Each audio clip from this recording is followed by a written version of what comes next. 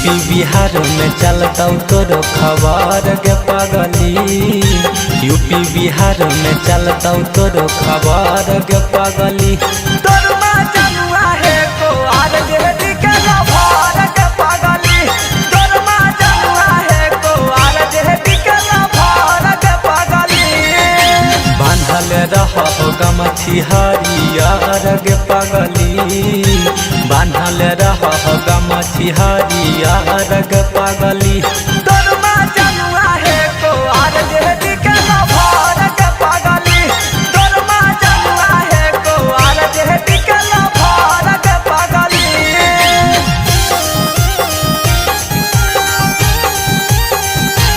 तोरमा जनुआ है को आर जेहदी के लभार के पगली।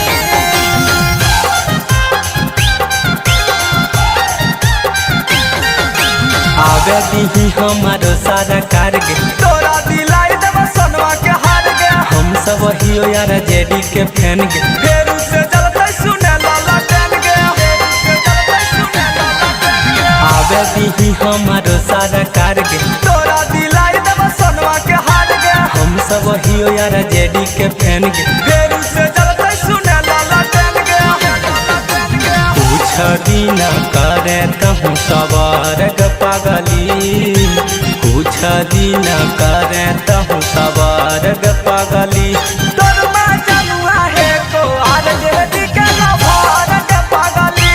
तोरमा जनुआ है को आर जेहदी के लभार के पगली।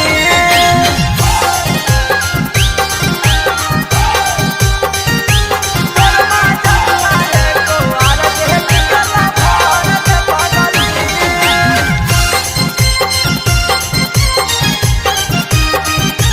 तोरमा जनुआ है को आर जेहदी के लभार के पगली।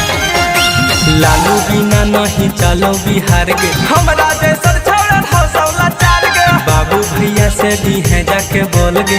आर जेडी में होइए जैतो मेल गे। आर जेडी में होइए जैतो मेल गे। लालू बिना नहीं चलो बिहार गे। हमरा जैसन छौड़न हौसला चार गे। बाबू भैया से दी है जाके बोल गे। आर जेडी में होइए जैतो मेल गे।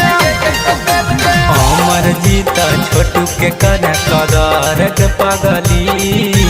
के दीपक नीतीश के कर कदर गे पगली।